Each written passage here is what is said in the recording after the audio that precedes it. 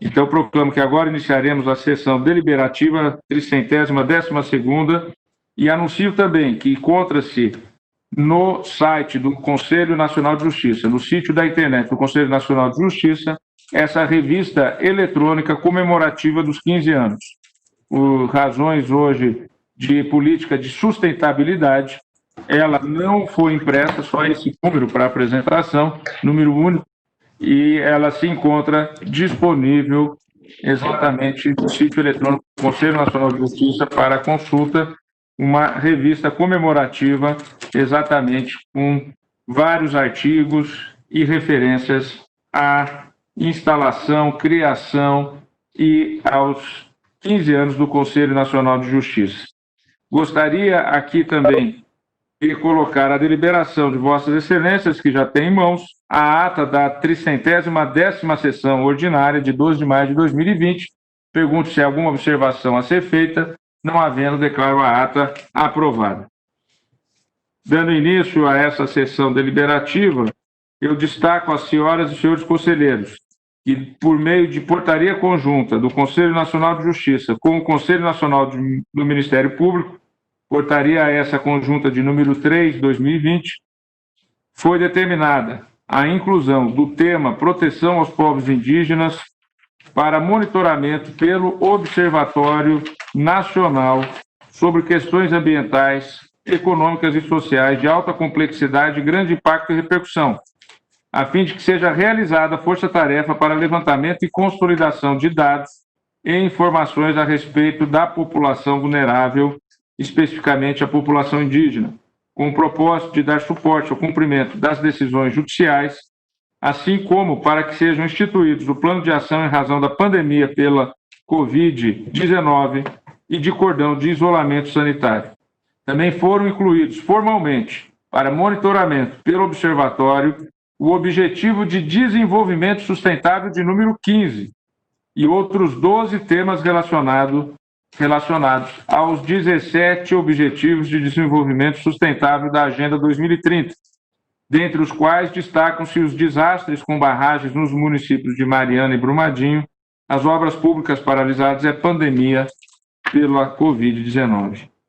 Além disso, foi criada uma plataforma digital de dados aberta no portal do Observatório Nacional para recepção e publicação de painéis, análises, documentos e planos de ação, cuja finalidade é aprimorar a transparência pública do órgão e assegurar aos cidadãos o acesso aos dados existentes em formato aberto, permitida a sua livre utilização, consumo e cruzamento.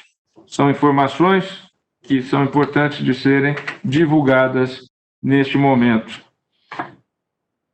Para a deliberação, submeto ao plenário a aprovação das propostas cadastradas no portal Conselho Nacional de Justiça de boas práticas do Poder Judiciário, com o objetivo de registro em ata e em continuidade à informação que já foi passada às senhoras e senhores conselheiros, aos excelentíssimos conselheiros, pelo secretário-geral, submeto ao plenário as propostas de boas práticas referentes a 2 eixos temáticos do portal CNJ de boas práticas do Poder Judiciário: planejamento e gestão estratégica e acesso à justiça e cidadania. As referidas práticas foram cadastradas no portal CNJ de boas práticas do Poder Judiciário pelos interessados. Após, essas práticas foram submetidas a uma análise técnica do Departamento de Gestão Estratégica da Secretaria Especial de Programas, Pesquisas e Gestão deste Conselho. Esclarece que o portal CNJ de boas práticas do Poder Judiciário foi instituído pela portaria CNJ número 140, de 25 de novembro de 2019. Para divulgar suas práticas e participar das seleções, os tribunais tiveram que escrever seus projetos, ações, programas, iniciativas no portal, de acordo com as regras estabelecidas no referido normativo. O portal estabelece diferentes eixos temáticos e os interessados podem escolher o que melhor se adequa à sua prática. As práticas cadastradas no portal, que atenderam aos critérios estabelecidos na portaria e ou seleção, serão submetidas à avaliação pelo plenário deste Conselho. Essas práticas têm como eixo temático planejamento e gestão estratégica. São elas: PMOTEJ Sergipe, ou Plano de Gestão 2019-2020 do TJ Sergipe,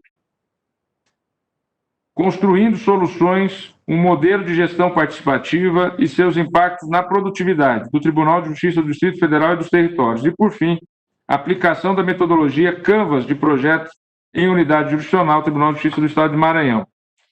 No que diz respeito ao eixo acesso à justiça e cidadania, as práticas, primeiro, canal conciliar, Tribunal de Justiça do Distrito Federal e dos Territórios. Segunda, café seguro, pela saúde e segurança do trabalhador, Tribunal Regional do Trabalho da 18ª Região. E terceiro, QR Code, para acesso à ouvidoria, Tribunal de Justiça do Estado do Paraná. As senhoras e os senhores receberam essas práticas, pergunto se estão todos de acordo com a aprovação dessas que foram citadas. Verifico que todos se põem de acordo, então declaro que a unanimidade foram aprovadas as práticas ora lidas pela presidência. Informo que não será chamado para julgamento na data de hoje, por indicação de mim mesmo, o ato normativo 4317 de 70, bem que trata de alteração do regimento interno. É uma proposição de alteração do regimento interno que as senhoras e senhores já receberam e que será submetida oportunamente a julgamento. Segundo item da pauta, agora apregou para deliberação de minha relatoria, ato normativo 3872, de interesse deste Conselho Nacional de Justiça. Trata-se de procedimento de ato normativo proposto com o fim de apresentar a esse plenário do CNJ resolução para dispor sobre alterações formais nos textos das resoluções deste Conselho, conforme estudos realizados pelo Grupo de Trabalho instituído pela Portaria CNJ número 87, de 27 de maio de 2019, criado para análise, compilação e indicação das resoluções que precisam de atualizações. Para a viabilização dos trabalhos, foi formado 4 subgrupos de trabalhos, com a participação de juízes auxiliares da presidência, assessores de conselheiros e servidores do Departamento de Gestão Estratégica deste Conselho. Durante as reuniões de trabalho, as áreas técnicas do CNJ também foram consultadas sobre a atualização das normas aplicadas às suas atividades. Destaco que o objetivo maior desta consolidação foi atualizar os normativos do CNJ frente à legislação federal, bem como à jurisprudência do Supremo Tribunal Federal, tomando o cuidado de não adentrar na modificação de conteúdo ou mérito das referidas normas. Pergunto se todos se põem de acordo. Não havendo divergência, declaro aprovada à unanimidade a proposição. Quarto item da pauta, ato normativo 4411 de 18, sendo de minha relatoria e interessado o próprio Conselho Nacional de Justiça. Considerando o término do atual ciclo da Estratégia Nacional do Poder Judiciário, que foi preparada anteriormente por nossos antecessores no período de 2015-2020, que se encerrará, portanto, no final deste ano de 2020, submeto a vossas excelências, neste momento, a nova Estratégia Nacional do Poder Judiciário para o período de 2021 a 2026, aplicável a todos os tribunais e aos conselhos de justiça, com exceção do Supremo Tribunal Federal. Destaco que, para subsidiar a elaboração desta nova estratégia do Judiciário, foi realizado o diagnóstico da Estratégia Nacional do Poder Judiciário 2015-2020 por meio de questionário aplicado entre os dias 6 de maio e 24 de maio de 2019 a todos os órgãos do Judiciário, a fim de identificar aspectos positivos e pontos de melhorias da estratégia vigente, além de prospectar cenários possibilitando a reflexão e o debate quanto à atuação do Poder Judiciário nos próximos anos. Os resultados desse diagnóstico foram apresentados ao Comitê Gestor Nacional da Rede de Governança Colaborativa do Poder Judiciário, que é formado por representantes dos conselhos, tribunais superiores, tribunais de justiça e tribunais regionais de trabalho eleitoral e federal. Foram realizadas videoconferências com os tribunais e conselhos por segmentos de justiça para compreender as suas especificidades e realidades. Também foi realizada uma consulta pública sobre os macrodesafios do Poder Judiciário para o próximo quinquênio e sobre as expectativas futuras do Poder Judiciário. Resultado de todo esse processo foi a aprovação dos macrodesafios do Poder Judiciário para 2021-2026, no 13º Encontro Nacional do Poder Judiciário, realizado em 25 e 26 de novembro de 2019, realizado exatamente lá em Maceió, na capital do estado dos nossos queridos conselheiros, o Corregedor Nacional de Justiça e o conselheiro Rubens Canuto. Nota-se, portanto, que a presente proposta de resolução decorreu de uma construção participativa e democrática que pretende, neste momento, estabelecer a nova estratégia do Poder Judiciário para o período 2021-2026. Também foram apresentadas pelos nossos secretários, secretário-geral, doutor desembargador Adamec, e pelo secretário de Estratégia e Planejamento, doutor Richard Paiquim, a equipe de transição do futuro presidente Luiz Fux. Também foi dado ciência dessa estratégia à equipe de transição.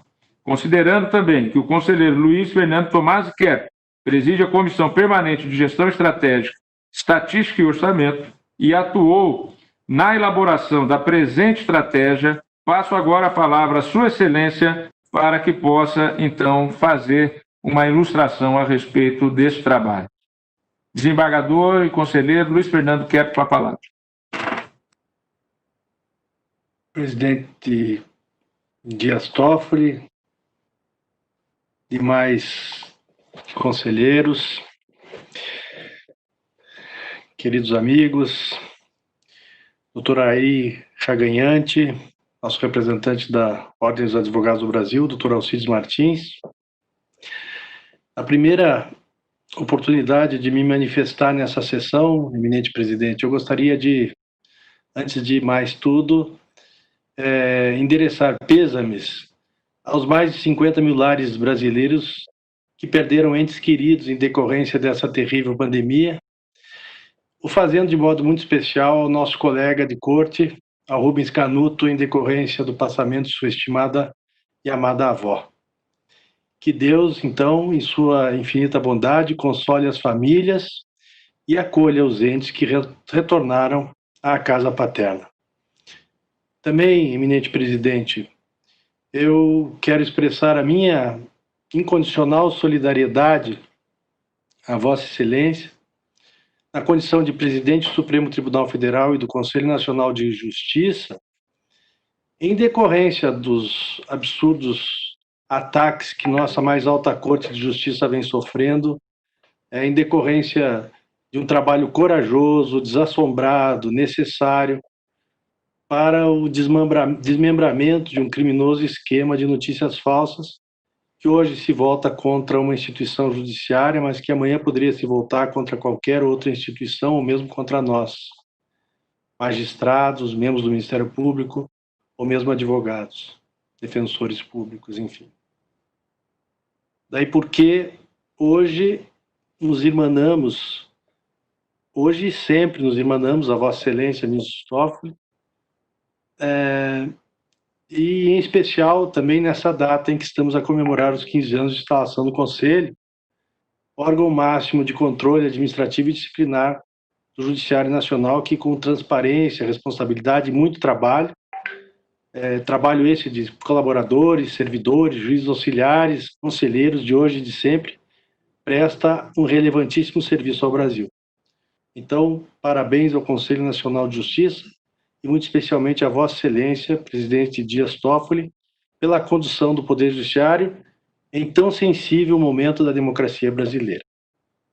Bem, presidente, eu não quero cansá-los com mais elementos, e eu tenho até um relatório um pouco mais extenso aqui, mas o que me parece que é importante ser consignado é que, com o término do ciclo da Estratégia Nacional do Poder Judiciário de 2015 a 2020, no final deste ano, nós estamos a submeter a Estratégia Nacional do Poder Judiciário para o sexênio 2021-2026, aplicável a todos os tribunais e aos conselhos de justiça, com exceção do Supremo Tribunal Federal. É um trabalho que, como Vossa Excelência bem consignou, um trabalho que resultou de ampla discussão das redes de gestão nacional, de governança corporativa, de representantes de conselhos, de tribunais, tribunais de justiça, tribunais regionais do trabalho, eleitoral, federal, enfim. Foi um trabalho bastante de muita envergadura, de grande envergadura, e eu quero, na verdade, dizer que quero consignar homenagens Boa tarde, Kelly. Tudo bom? Oi, a Vossa Excelência pelo apoio que dá ao nosso departamento de pesquisa judiciária e a valorização que tem dado a esses levantamentos de dados, a essa sistematização, a essa discussão e ao planejamento do Poder Judiciário Nacional. E também quero elogiar, de modo muito particular, a atuação dos grupos de trabalho, dos servidores, dos juízes auxiliares do Conselho Nacional de Justiça, o fazendo na pessoa do Dr. Richard Paquim, que é o secretário de Estratégia, e também da Fabiana Gomes, que é a coordenadora do DGE. Então, senhor presidente, com essas palavras, eu dou por encerrada essa minha participação, agradecendo mais uma vez a Vossa Excelência pela confiança e pelo apoio a todo esse trabalho realizado. Muito obrigado. Agradeço ao desembargador conselheiro Luiz Fernando Tomás Keppen e agora submeto ao plenário do Conselho Nacional de Justiça a deliberação, a proposição exatamente dessa Estratégia Nacional do Poder Judiciário para o período 2021-2026. Pergunto se todos se põem de acordo. Não havendo divergência, declaro, então, aprovada a estratégia e cumprimentando ao nosso conselheiro que coordena exatamente a área de planejamento estratégico, desembargador Keppen. Nesse momento, portanto, uma vez tendo feito a deliberação, subscrevo exatamente a portaria, uma vez aprovada o planejamento estratégico, que institui tal planejamento para o Conselho Nacional de Justiça no período 2021 e 2026. Sempre destacando a importância desses planejamentos para exatamente uma maior eficiência, uma maior transparência e para que possamos cumprir adequadamente nossas responsabilidades institucionais perante a nação e perante o povo brasileiro. Está, então, assinada a portaria que irá à publicação. Gostaria de, desde logo, tendo em vista que há vários feitos com advogados acompanhando para a sustentação oral, eu gostaria, desde logo, anunciar às suas excelências que os feitos que têm inscrição ficarão transferidos para a 313ª sessão ordinária, que será realizada no dia 30 de junho de 2020. E, tendo em vista que há vários feitos com inscrições, nós iremos iniciar essa sessão exatamente no próximo dia 30 de junho, às 9h30 da manhã, porque há vários feitos com sustentação oral. Então, desde logo, anuncio que a 313ª sessão ordinária será realizada no dia 30 de junho, com início na parte da manhã, às 9h30, podendo seguir, se não for suficiente o período da manhã, para deliberação na parte da tarde. E desde logo já anuncio que a 68ª sessão virtual será realizada entre os dias 25 de junho e 1º de julho de 2020. Sempre lembrando que o dia 1º de julho de 2020 é dia útil do ponto de vista de sessão de semestre judiciário, melhor dizendo, para fins dos tribunais superiores.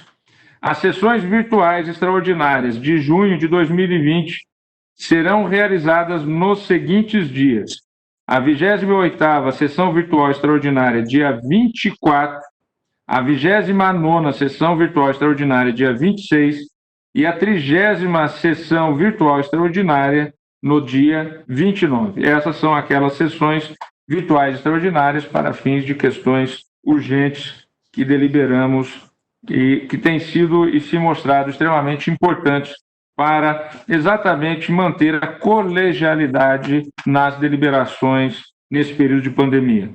Os feitos, então, que já ficam desde logo transferidos para o dia 30 de junho, com início da sessão às 9h30 da manhã, passo a anunciar o item 12 da pauta, processo administrativo disciplinar 5695/66, de relatoria do conselheiro Rubens Canuto, na qual pretende fazer uso da palavra o advogado Alberto Pavi, Ribeiro, bem como o subprocurador-geral, Dr. Alcides Martins.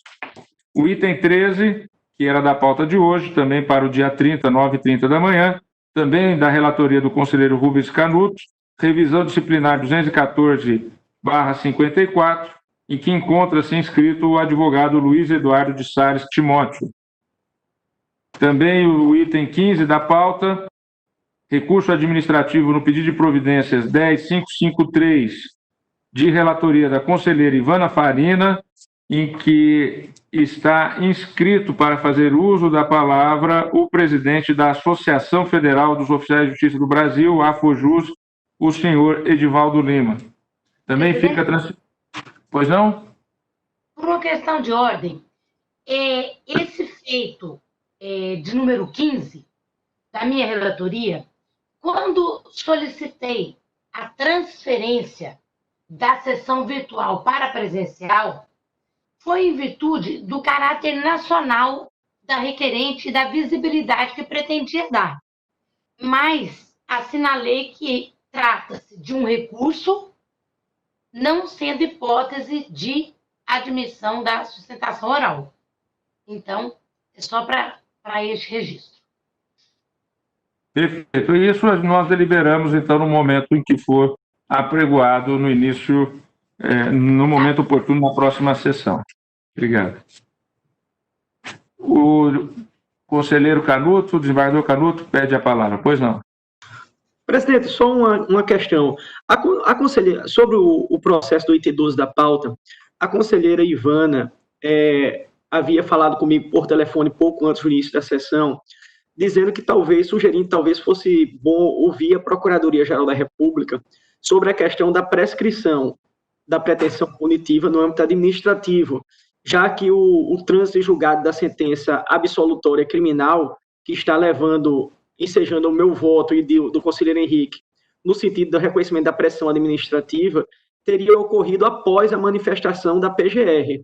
Eu trago esse fato à tona porque, se for o caso e for entendimento do Conselho que é necessário a oitiva prévia da Procuradoria-Geral da República, eu acho que seria mais conveniente eu tirar o processo de pauta, proferiria um despacho determinando o encaminhamento à PGR e, após, reincluiria em pauta.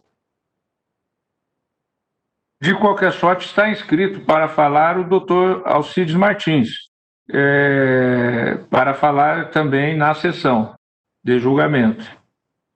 Se o doutor Alcides se manifestar sobre a questão, fica suprida a eventual falta de intimação da PGR.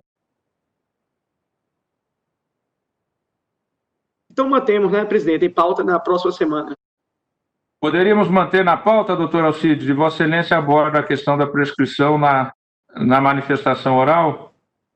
Presidente, dada a complexidade, o volume da matéria, enfim, a tramitação do feito, dada, enfim, a sua própria complexidade, eu solicitaria a Vossa Excelência que fosse efetivamente retirado de pauta e encaminhado para o melhor exame pelo MPF.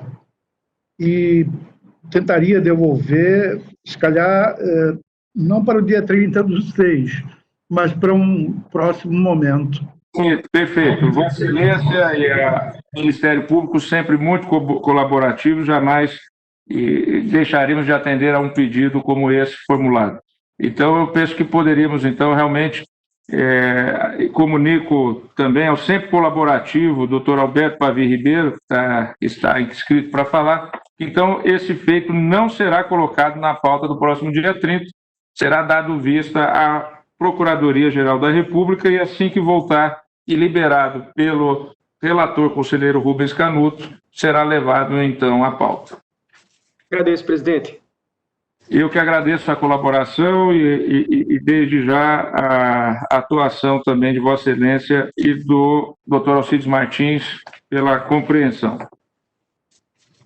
Não será também chamado hoje e será transferido, a princípio, para a pauta do próximo dia 30, o item 14 de relatoria do conselheiro Henrique Ávila, revisão disciplinar 8116/58, na qual se encontram inscritos o advogado Emiliano Alves Aguiar, pelo requerente, e pelo requerido, o procurador do Estado de Santa Catarina, a procuradora doutora Catarina Weber Luiz de Oliveira. O item 16 também fica transferido para a sessão do próximo dia 30, às 9h30 da manhã, e recurso administrativo na reclamação disciplinar 1867, de relatoria do nosso conselheiro ministro Humberto Martins. Nela estão inscritos o Dr. Ricardo Augusto de Sales, pelo requerido Ricardo Augusto de Sales, o Dr. José Luiz Franco de Moura Matos Neto, que pretende fazer uso da palavra nos termos do 125, parágrafo 6º, bem como o subprocurador-geral da República, Dr. Alcides Martins. E, por fim, também com pedido de sustentação oral, não será chamado hoje e transferido para a próxima sessão do dia 30 de junho, o item 17, procedimento de controle administrativo 2174/11, sendo requerentes Flávia Aires da Silva Araújo e outros, requerido TJ Mato Grosso. Aqui há várias inscrições.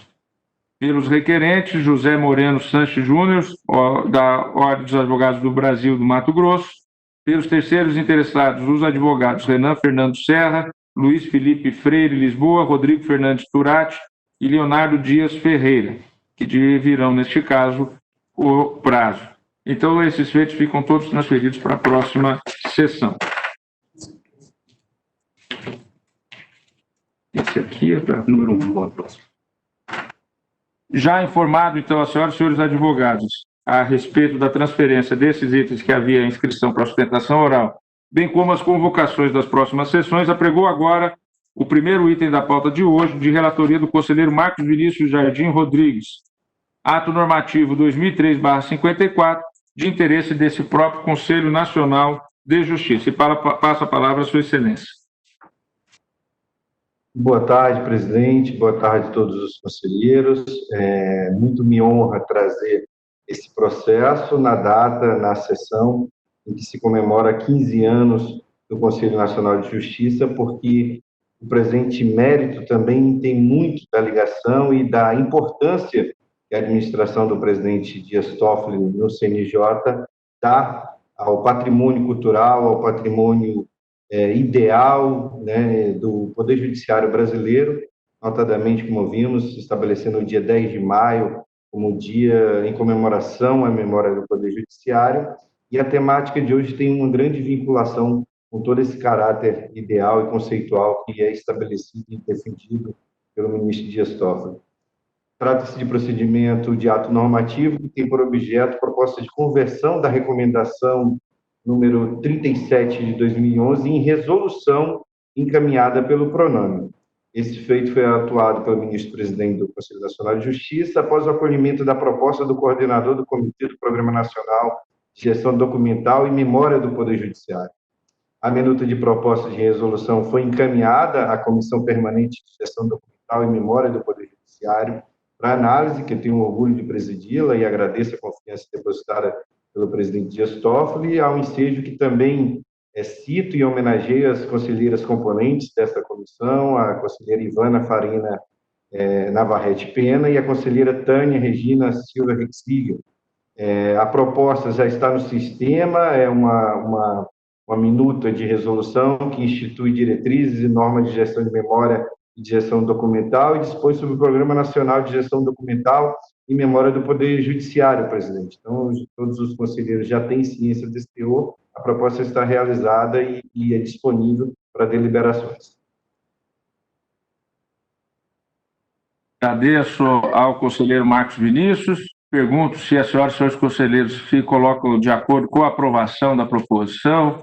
Não havendo divergência, proclamo que a unanimidade foi aprovada a proposição nos termos do voto do relator.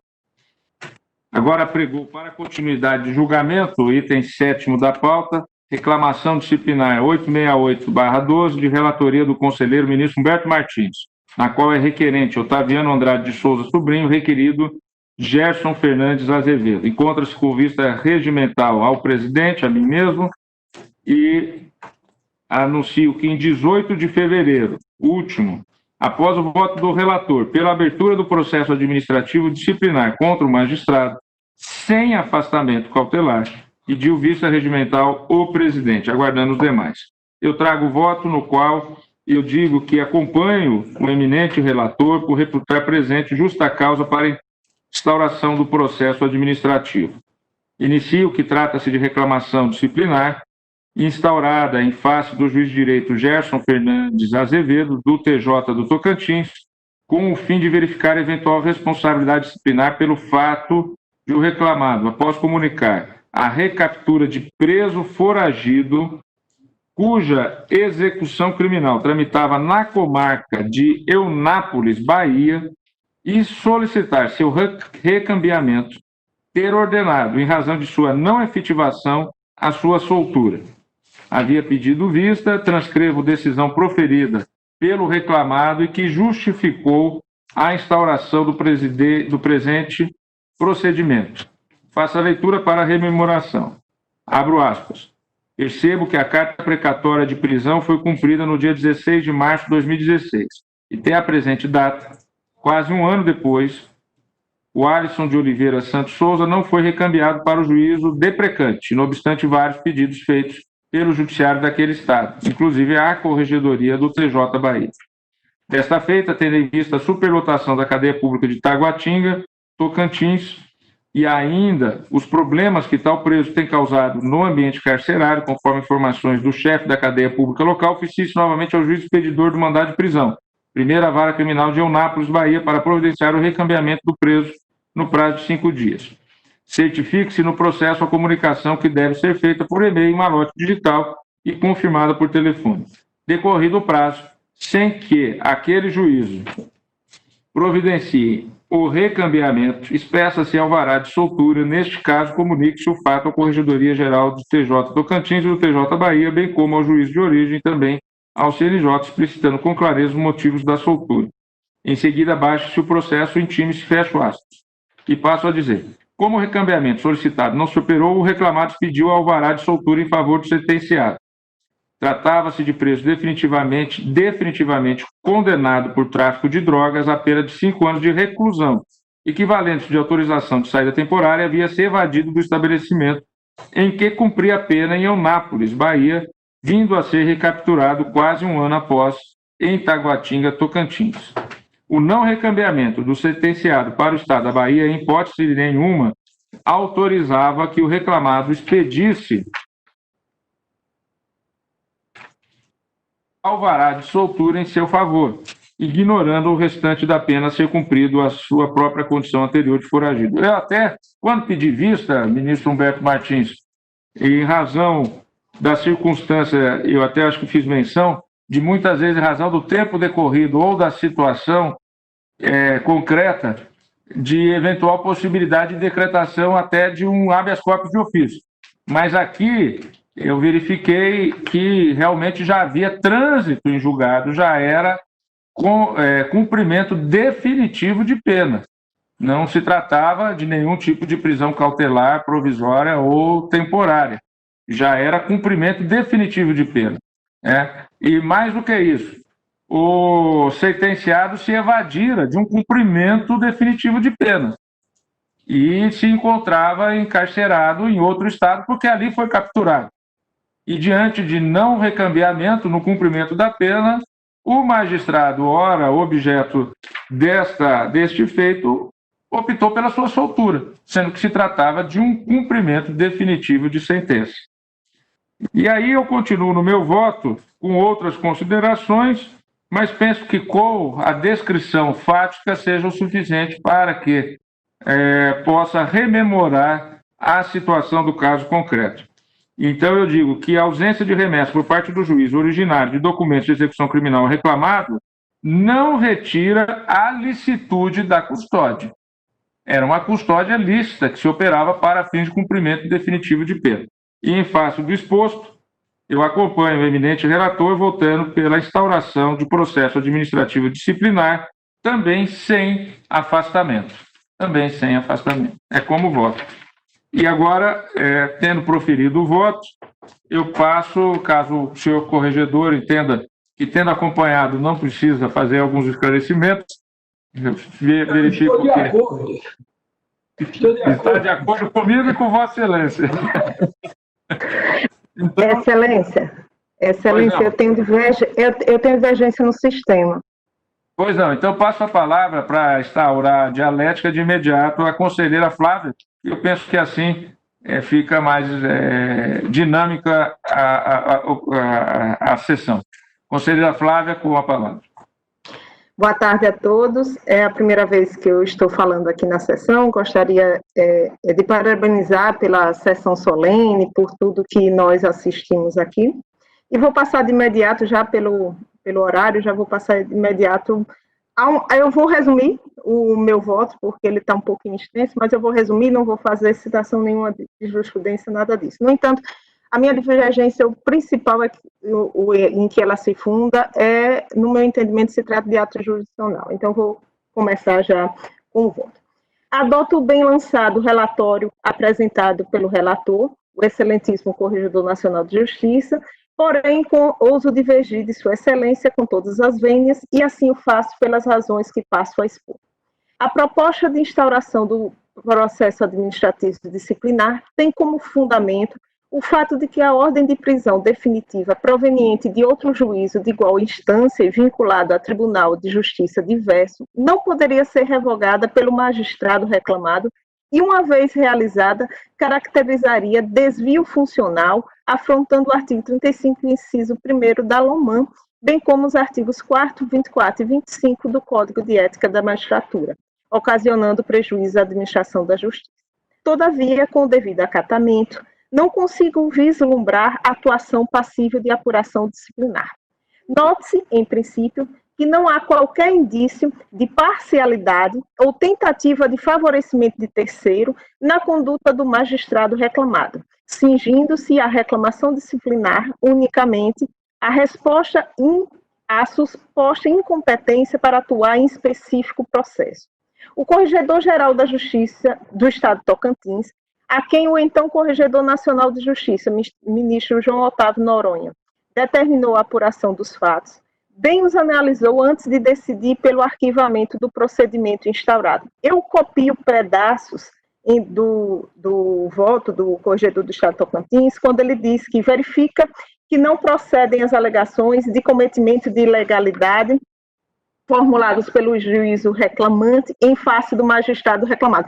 Só para ressaltar que esse processo ele se origina de uma reclamação formulada pelo juiz lá de Eunápolis, que depois veio a pedir desistência. A gente sabe que a desistência não teria o condão de levar à extinção, mas é interessante ressaltar esse pedido de desistência do juiz reclamante, o de Eunápolis, porque ele mesmo, quando formula a desistência, ele disse que a conduta do magistrado Tocantins poderia ser enquadrada como erro injudicando, razão pela qual ele estava pedindo a desistência, porque não seria a hipótese de persecução ou punição administrativa. No caso em comento, aí eu continuo falando, né, da decisão da Corregedoria do Estado de Tocantins, são notórias as inúmeras tentativas realizadas pelo juízo reclamado, visando a regularizar a situação do Alisson de Oliveira Santos, né, o preso, sendo que todas restaram infrutíferas. Houve evidente demora imotivada, sem qualquer razão plausível para justificar o atraso na transferência do reeducando da cadeia em que se encontrava, e esse atraso, é bom que se ressalte, foram 5 tentativas do juiz lá em Tocantins, e todas as 5 foram malogradas. A omissão do juízo sentenciante infringe o que preconiza o parágrafo 3º do artigo 289 do CPP, quando ele fala, né, dos 30 dias, do prazo máximo de 30 dias para que seja recambiado. E o corregedor continua falando desse prazo. Ele diz que esse prazo ele não existia na nossa legislação e ele foi inserido no CPP justamente pela importância.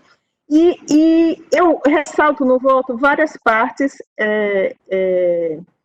em que o corregedor local fala que há que se registrar que a permanência do reeducando em outra comarca dificulta a realização de diligências e a participação do assistido em atos processuais, inclusive para a concessão de benefícios penais, como progressão, livramento condicional, indulto, permanecido esquecido pela juiz da execução penal. E ele continua falando que a demora de quase 1 ano em transferir o reeducando para o distrito da culpa, afaste a alegação de cometimento de ilícito pelo magistrado reclamado. A apuração desse fato que a gente está analisando agora, ele foi objeto de apuração tanto pela Corregedoria do Estado de Tocantins, como também pela Procuradoria, a Corregedoria do Estado da Bahia. E em ambos os casos foi arquivado, se entendeu que era um problema jurisdicional. E aí eu ressalto no meu voto que, conforme reiteradas vezes já decidiu esse Conselho, não há como responsabilizar disciplinarmente o magistrado por atos jurisdicionais, salvo quando praticados com dolo, má-fé, abuso de poder, em razão de interesses extraprocessuais ou de forma teratológica, o que não se verifica no presente caso. Com efeito, o artigo 41 da LOMAN, cujo teor está fundado nos princípios da independência e da imunidade do magistrado, veda a punição deste por suas opiniões ou decisões, salvo nas hipóteses de impropriedade ou de excesso de linguagem, o que não é o caso dos autos. Vejam que o magistrado, quando prolatou a decisão, ele oficiou todos os órgãos possíveis, então ele não estava fazendo uma coisa escondida, ele não estava fazendo uma coisa de má-fé, não estava tentando outros objetivos. Ele tinha um entendimento e esse entendimento ele aplicou na sua decisão.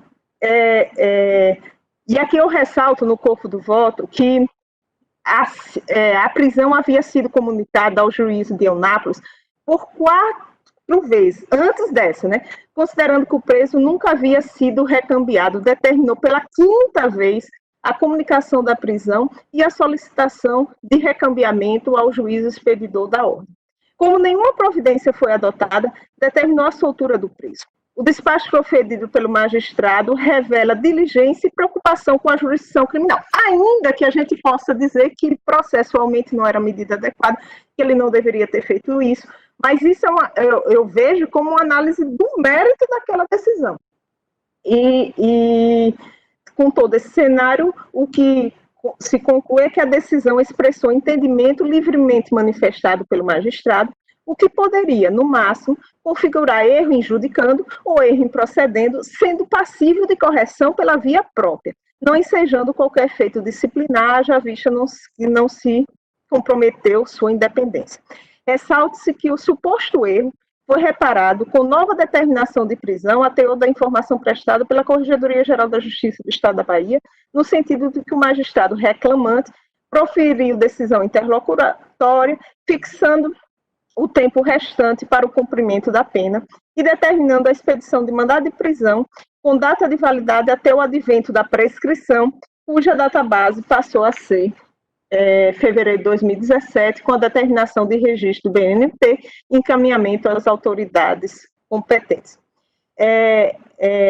Eu também ressalto no voto, porque é uma coisa que o CNJ faz muito, essa questão relativa à execução, e é muito bem feita aqui no CNJ pelo DMF. Então, eu ressalto no voto o que o CNJ vem fazendo e vem se debruçando sobre essa complexa questão carcerária. Eu ressalto, e tem inúmeros julgados, então tem umas 5 páginas de julgados do CNJ, quando fala especificamente que não se configurando desvio de finalidade da atividade jurisdicional, não seria o caso de percepção na via administrativa e eventual punição do magistrado pela decisão proferida, e eu não vou ler essas inúmeras decisões. E, finalmente, eu concluo meu voto, que, ressalvando mais uma vez o respeito pelo cauteloso trabalho da Corregedoria Nacional de Justiça, voto pelo arquivamento da presente reclamação disciplinar.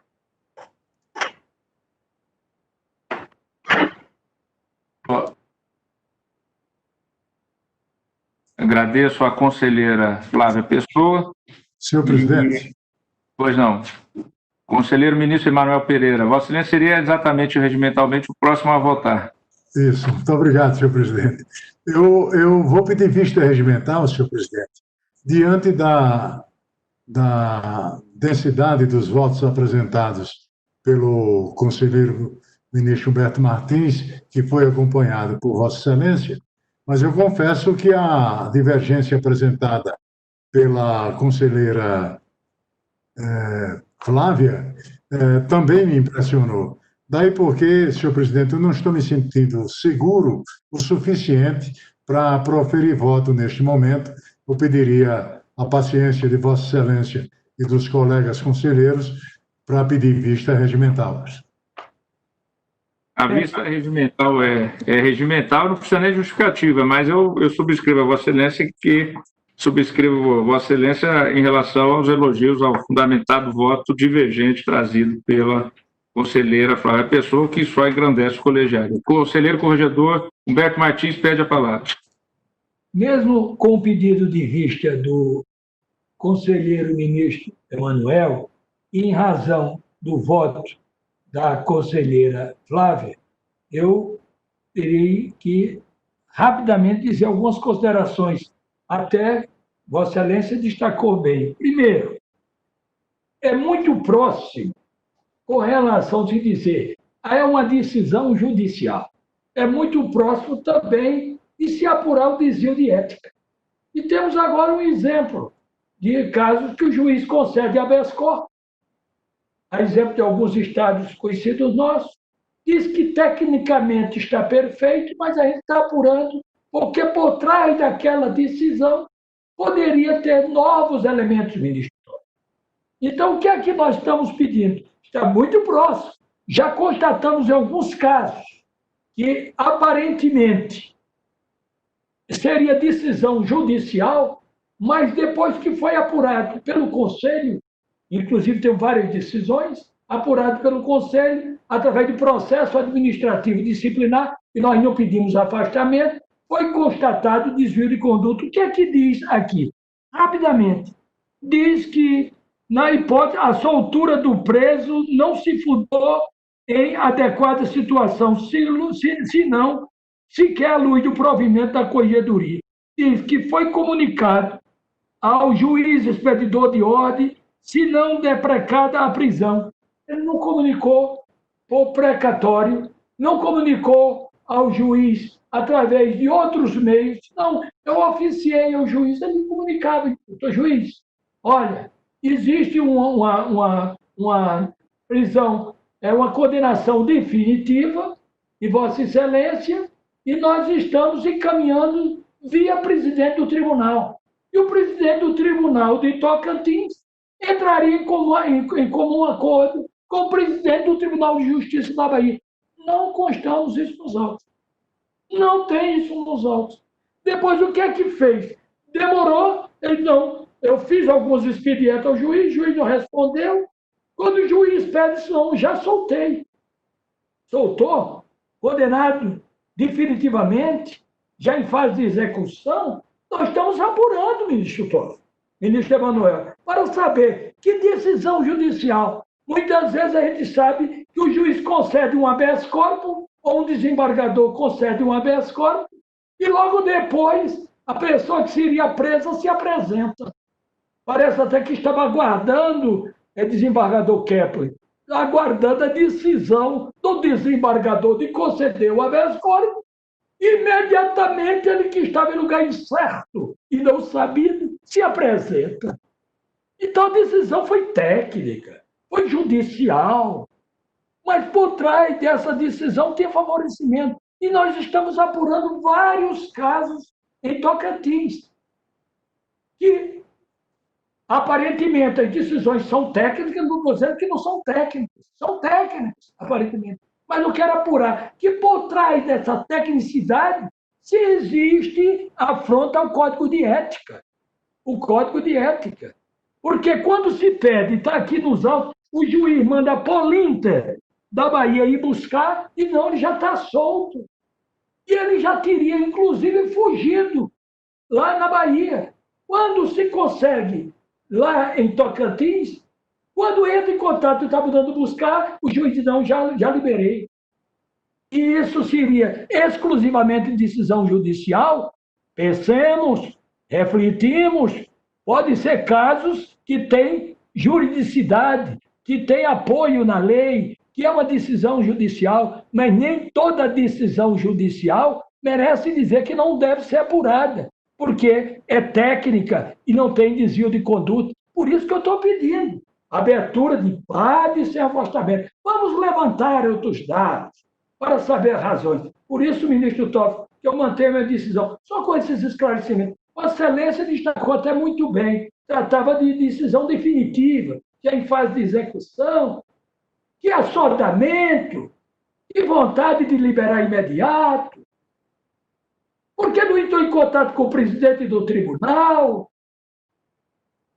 Deixa a dúvida. É o meu entendimento, senhor presidente. Agradeço, proclamo então o resultado parcial. Após o voto do presidente, que estava com vista regimental, acompanhando o relator, e do voto da conselheira Flávia Pessoa, que divergia para propor o arquivamento da reclamação disciplinar, pediu vista o conselheiro ministro Emanuel Pereira. Eu anuncio que os outros feitos que estavam pautados para a sessão de hoje serão também realocados para a próxima sessão do dia 30 de junho. Pergunto às senhoras e senhores conselheiros se gostariam de fazer algum comunicado, o uso da palavra, ao senhor Alcides Martins, ao doutor... Não. Obrigado, presidente. Obrigado. Pois não. Não havendo, então, mais nenhuma necessidade de comunicação, agradecendo a presença das senhoras e dos senhores conselheiros, do senhor representante do Ministério Público e do Conselho Federal da Ordem dos Advogados do Brasil e de todos que nos acompanham e do nosso secretário-geral e da nossa assessoria, declaro encerrada a presente sessão ordinária por videoconferência. Uma boa tarde, bom fim de tarde a todos, uma boa noite.